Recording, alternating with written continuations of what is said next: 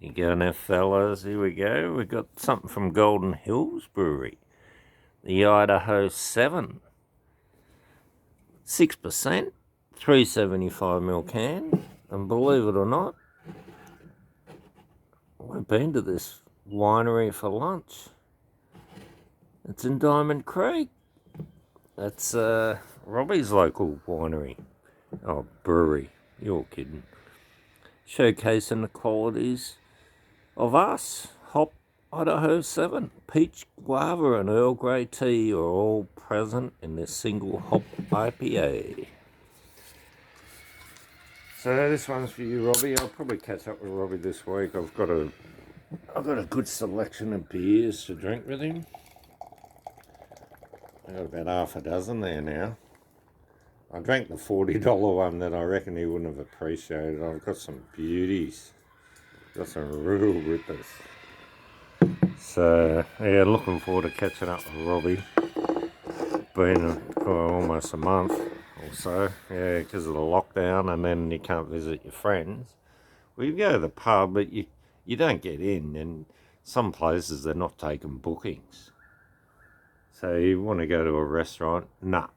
You just got to rock up and line up, with a mask, and it's not hardly worth it for a couple of weeks. Anyway, cheers, guys. This looks pretty bloody good. Nice looking head on that. Pretty well filtered, but not completely.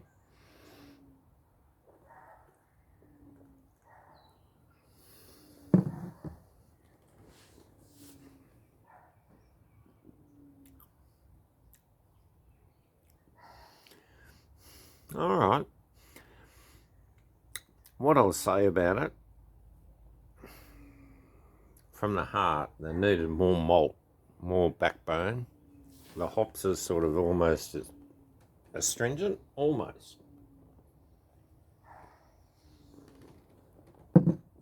I'll talk about that a bit, and I can see that they've got a great potential for great beer, but they've just haven't got the balance 100%. Everything they've done, they've used is top quality, and it's done right, but they just didn't get that balance. For me, it needs more malt, and then it'll probably be more alcohol content, and it'll be delicious.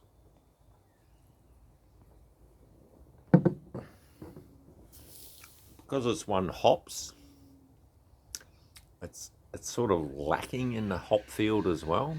It's a bit empty off the tongue. The flavours are okay, but they're not super.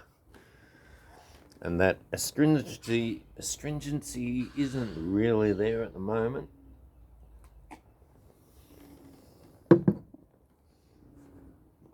But it's not far away. So not a bad tasting IPA, but for me it could be a lot better for just a little bit more tweaking. It's actually tasting pretty good on the tongue now. A little bit of guava, tiny bit, not much. Yeah, it's quite fine, the flavour in this, being one hop.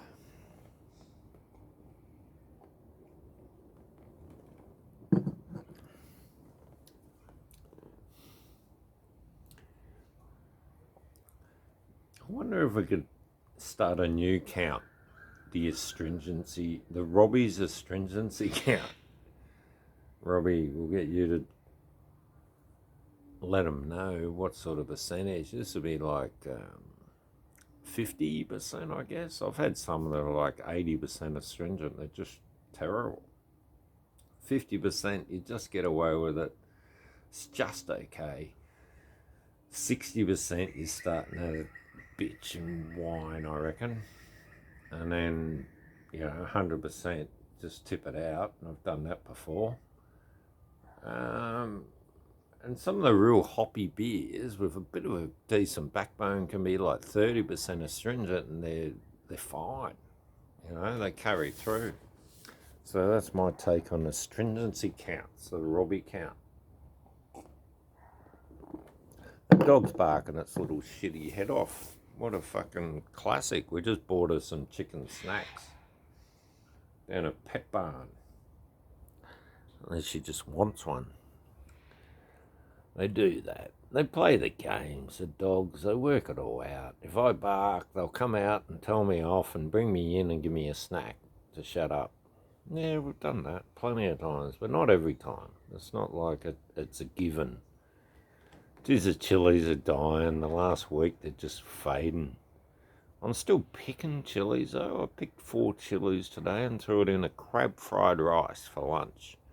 I put those I think they're mini chorizo hot dog little things. And I sliced them into 3 sideways and included them with plenty of garlic, onion. I put leek, Chinese celery, some garlic, of course, oyster sauce, fish sauce, a bit of Maggi sauce, white pepper, egg, plenty of rice, of course, and it was absolutely delicious. Crab fried rice. Kalpat boo in Thai, and it was. It had the 4 chilies in there. They're only tiny, but it just cooked up a treat.